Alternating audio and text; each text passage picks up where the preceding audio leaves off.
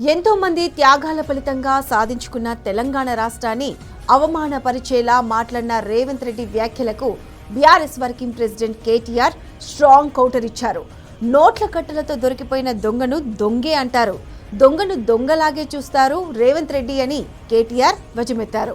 రేవంత్ రెడ్డి మాట్లాడిన మాటలు చూస్తుంటే అత్యంత అసమర్థుడు, చేతగాని వాడు, పనికిరాని దక్షత లేని పాలకుడు ఈ దేశంలో ఇంకొకరు లేరని తేలిపోయిందన్నారు. 420 హామీలతో అభయాస్తం పేరుతో ఇచ్చిన మేనిఫెస్టో ఈ శతాబ్దపు అతిపెద్ద మోసమని తేలిపోయిందన్నారు.